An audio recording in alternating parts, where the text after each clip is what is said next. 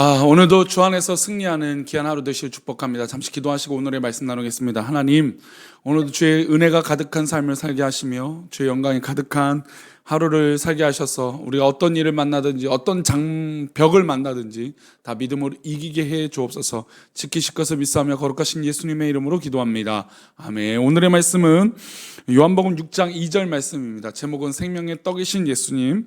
우리 제목으로 말씀 나누겠습니다. 함께 읽겠습니다. 큰 무리가 따르니 이는 병자들에게 행하시는 표적을 보았음이로라.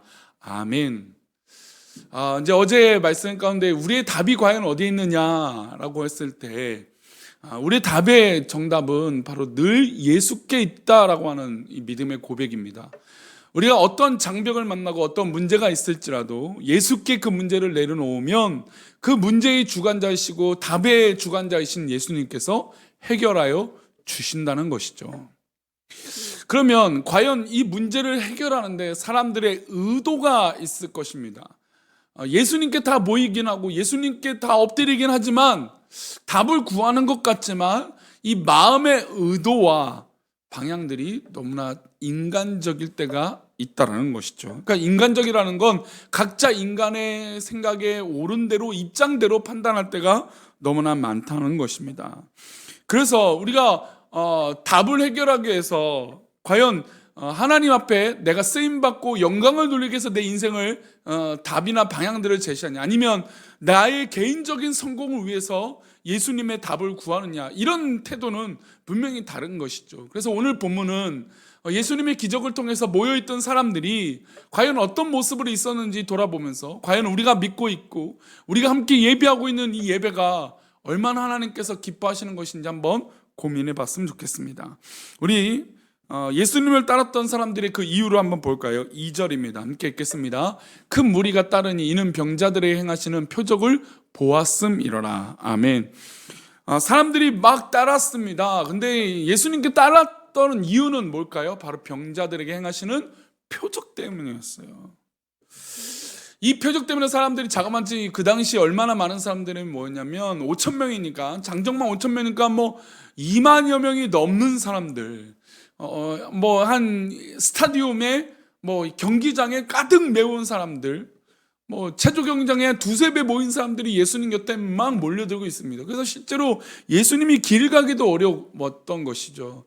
그래서 예수님은 이 바닷가 지형을 이용해서, 산 지형을 이용해서 사람들을 앉게 하시고 이야기하시는 장면들을 성경에서 종종 보게 됩니다. 그만큼 많은 사람들이 모여 있는데 이들의 목적은 병이 낫기 위해서였어요. 물론 이렇게 모인 사람들은 예수님을 병이 낫기 위함이지만 어떻게 할까요? 예수님은 불쌍히 여기시죠. 우리가 어떤 기도 제목이라도 하나님 앞에 기도하라고 하는 것은 예수님께서 우리를 사랑하시기 때문이에요. 우리가 잘해서 우리가 옳기 때문에 우리의 기도를 들어주시는 것이 아니라 예수님이 우리를 사랑하시기 때문에 우리의 기도를 들어주시는 것이죠. 그것이 때로는 너무나 지극히 인간적인 것일지라도 들어주신다는 겁니다. 마치 오늘도 병이 낫기를 위해서 이 사람들은 다 모였습니다. 예수님의 기적이 너무나 대단하니까 모였던 거예요. 그러면 사실 예수님을 믿는 이 목적은, 방향은 좀 다른 것이죠. 주님은 이렇게 모인 사람들을 불쌍히 여기셨고 목자 없는 양같이 이리저리 헤매는 이들을 보고 긍휼히 여기셨습니다. 사복음서 오병이어의 사건은 마태, 마가, 누가, 요한복음엔 다 등장합니다. 오병이어 기적은 좀 특별하죠. 모든 성경에 기록된 만큼 특별합니다. 예수님은 모든 이들에게 말씀을 전하셨고 말씀을 듣고 있는 자들이 배가 고픈 것을 예수님께서 아셨습니다. 그리고 한 아이가 가져온 이 도시락으로 어떻게 하셨습니까? 축사하시고 배불리 먹게 하셨습니다. 그런데 이 배불리 먹게 됐다고 하는 이 놀라운 기적을 경험한 사람들이 이 기적을 경험하고 다음 행동이 문제가 발생이 돼요. 왜 그러냐면 이들이 예수님을 바라보는 이 목적과 방향들이 너무나 다르기 때문이에요.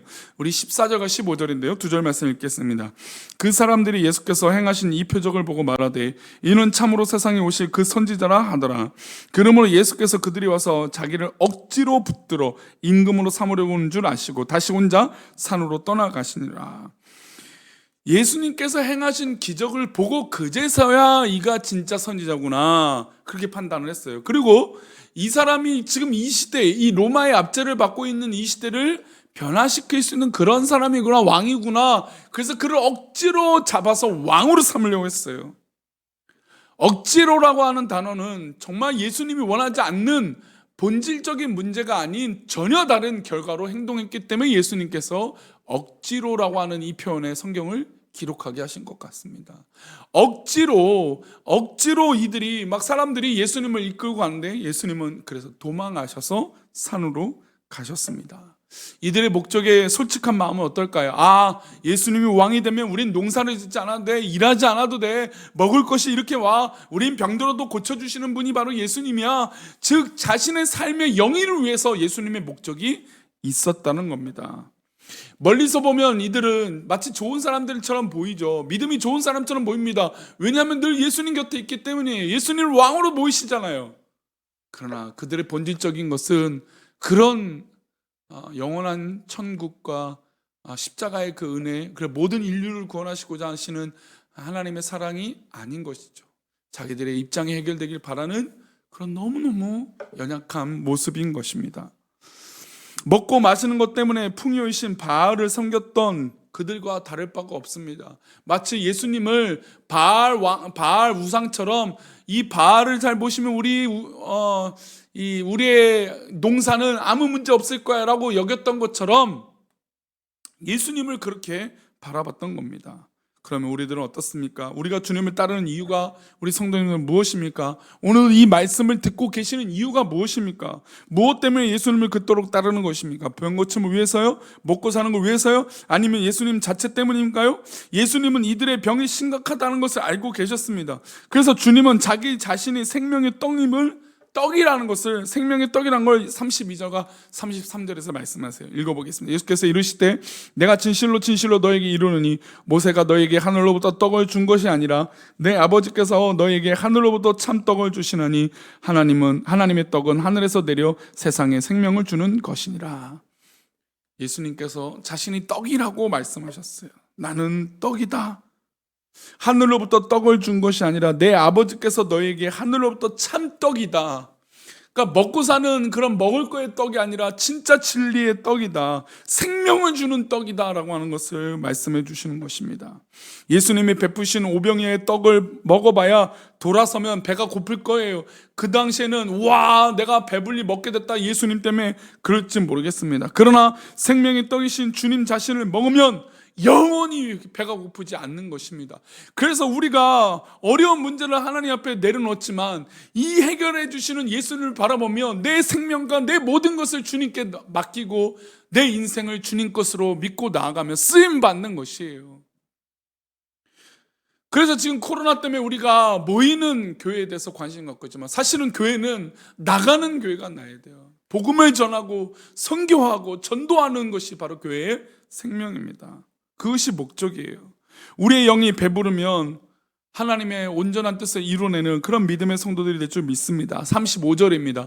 예수께서 이르시되 나는 생명의 떡이니 내게 오는 자는 결코 줄이지 아니할 터이요 나를 믿는 자는 영원히 목마르지 아니하리라. 요한복음은 사실은 I am, 예수님께서 나는 누구다, 나는 생명이다, 나는 빛이다, 나는 말씀이다 이렇게 해주시고, 오늘 요한복음 6장에서는 나는 생명의 떡이다 라고 말씀해주고 계십니다. 예수님이 행하신 어떤 기적들을 사람들은 열광했습니다. 기적, 병고침, 먹을 것을 주시는 거, 얼마나 놀라워요. 그렇죠, 놀라워요. 우리 한국교회도 사실 그런 기적들을 경험했기 때문에 그러지 않습니까? 그러나 예수님은 이렇게 말씀하세요. 51절입니다. 나는 하늘에서 내려온 살아있는 떡이니 사람이 이 떡을 먹으면 영생하리라. 내가 줄 떡은 곧 세상의 생명을 위한 내 살이니라 하시니라. 주님은 너무 답답해서 이 사람들에게 내 말을 들어야 된다. 내가 곧 생명의 떡이다. 내 생명의 떡을 먹어야 영원히 산다라고 말씀을 해 주셨지만 이 사람들은 이해할 수 없었습니다. 왜 그럴까요? 목적과 방향이 너무나 다르기 때문이에요. 예수님께 엎드리긴 했지만, 내 문제를 가지고 나오긴 했지만 예수님이 진정한 생명의 떡이다, 영원한 생명의 떡이다라고 믿지 않았다는 겁니다. 그리고 예수님은 나는 생명의 떡이라고 끊임없이 말씀하십니다.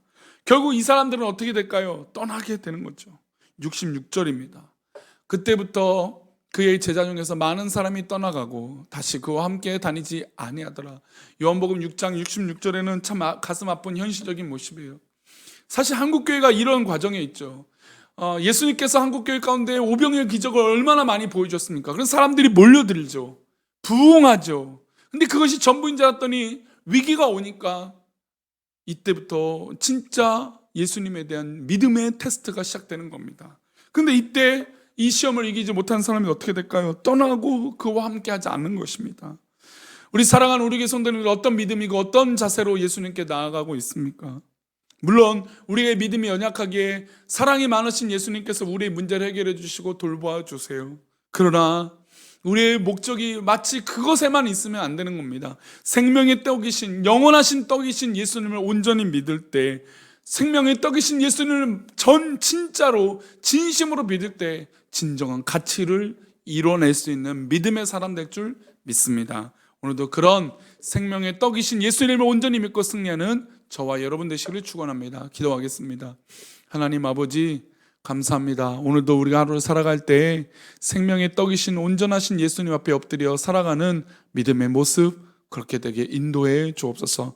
사랑하는 우리 교회 모든 성도들이 주 앞에 그렇게 살길 원하고 그런 삶을 살아가는 귀한 믿음의 성도들이 되기를 소망하고 우리를 지키시며 우리를 인도하시는 예수 그리스도 이름으로 기도하옵나이다. 아멘.